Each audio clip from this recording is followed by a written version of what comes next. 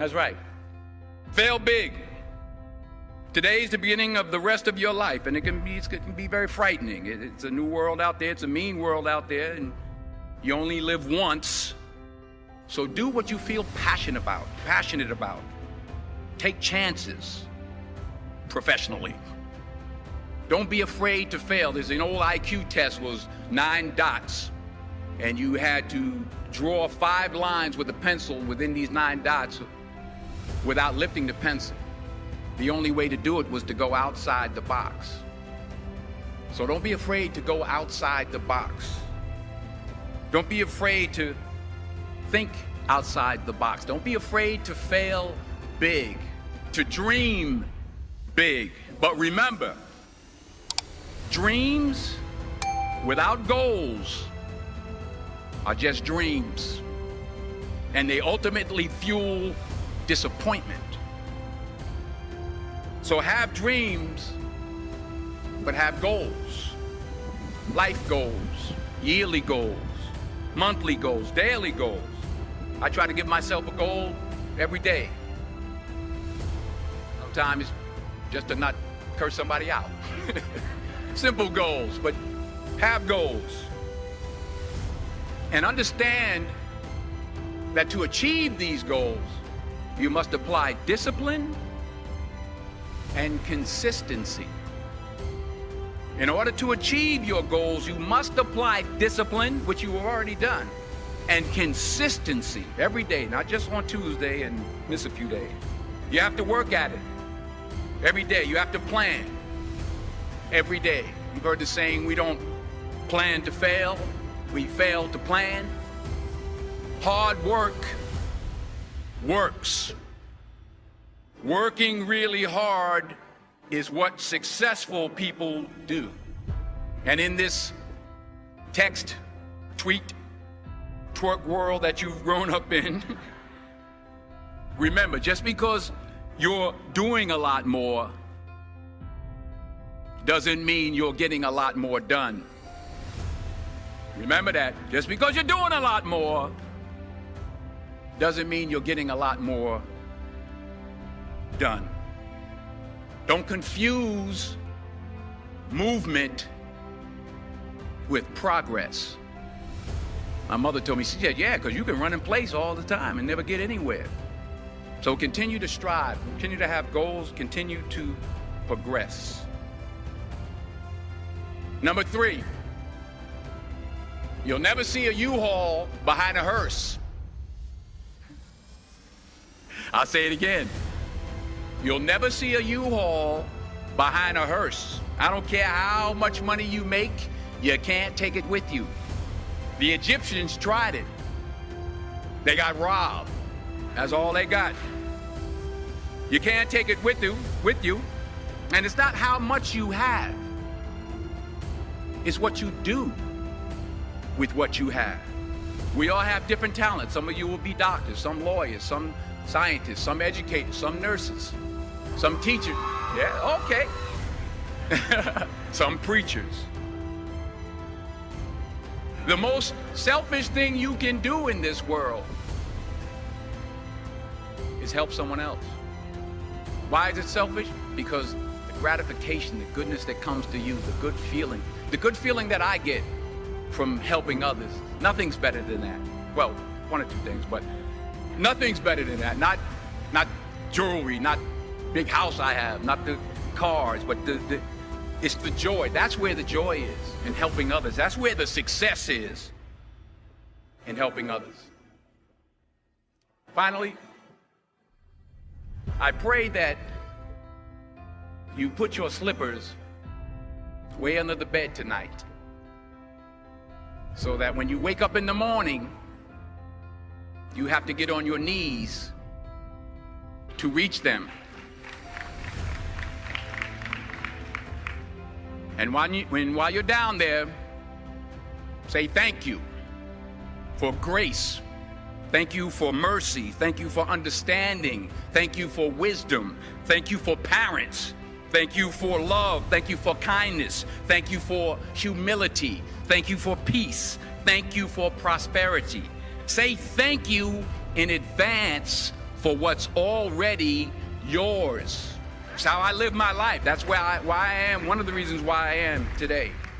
Say thank you in advance for what is already yours. True desire in the heart for anything good is God's proof to you, sent beforehand to indicate that it's yours already. I'll say it again.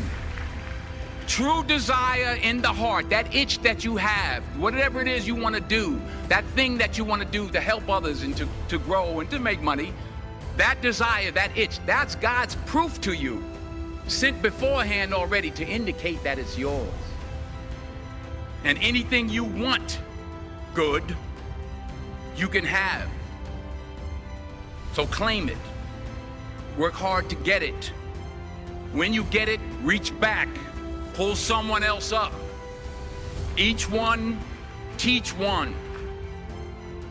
Don't just aspire to make a living. Aspire to make a difference. Every failed experiment is one step closer to success. You've got to take risks, and I'm sure you've probably heard that before, but I want to talk to you about why that's so important. I got 3 reasons, and you can pick up your iPhones. First, you will fail at some point in your life. Accept it. You will lose. You will embarrass yourself. You will suck at something. There's no doubt about it. And I know that's probably not a traditional message for a graduation ceremony, but hey, I'm telling you, embrace it, because it's inevitable. And I should know. In the acting business, you fail all the time. Early on in my career, I auditioned for a part in a Broadway musical. Perfect role for me, I thought, except for the fact that I can't sing. So I'm in the wings, I'm about to go on stage, but the guy in front of me, he's singing like Pavarotti. He's just, and he's just going on and on and on. And I'm just shrinking, I'm getting smaller and smaller. So they say, oh, thank you very much, and you'll be hearing from us. So I come out with my little sheet music, and it was Just My Imagination by the Temptations. That's what I came up with.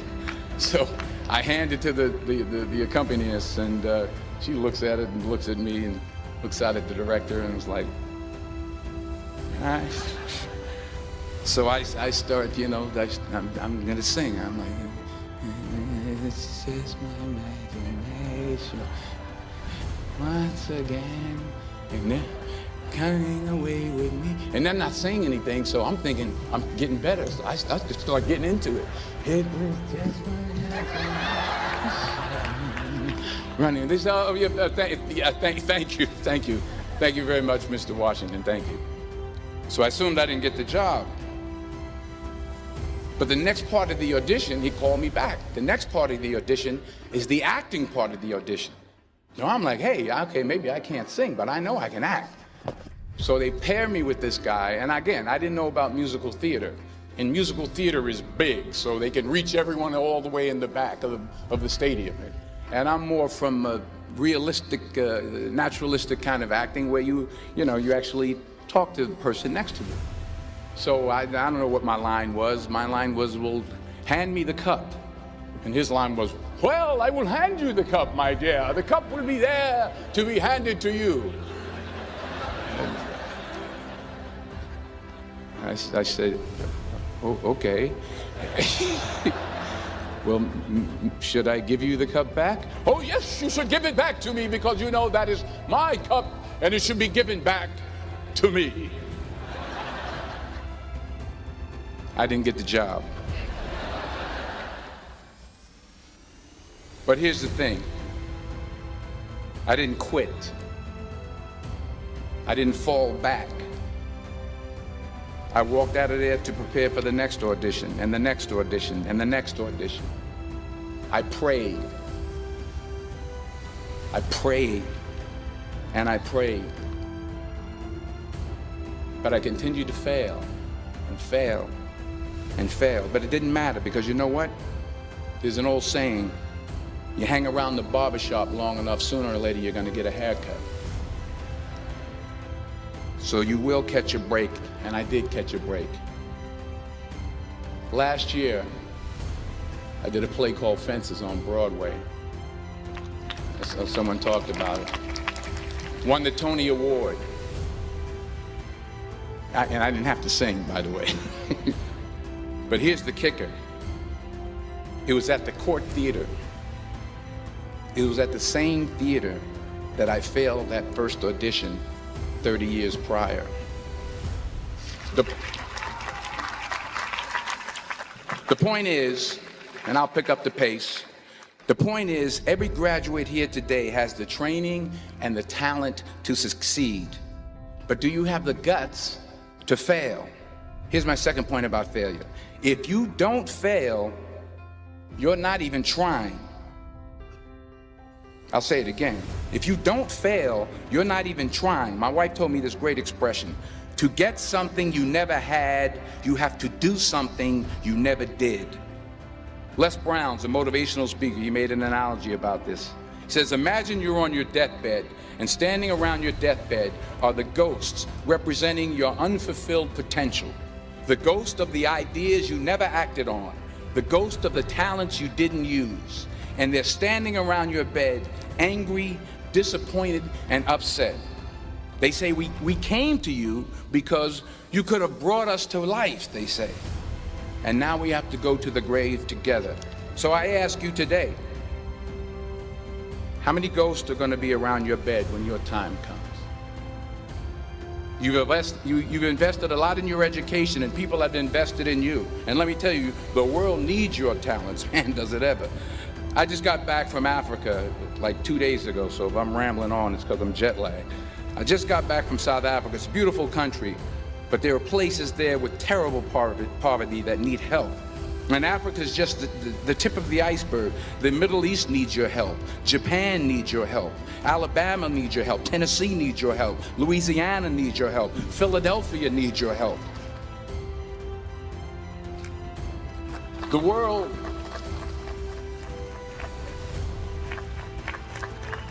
world needs a lot, and we need it from you. We really do. We need it from you young people. I mean, I'm not speaking for the rest of us up here, but I know I'm getting a little grayer. We need it from you, the young people, because remember this. So you got to get out there. You got to give it everything you got, whether it's your time, your talent, your prayers, or your treasures. Because remember this. You will never see a U-Haul behind a hearse.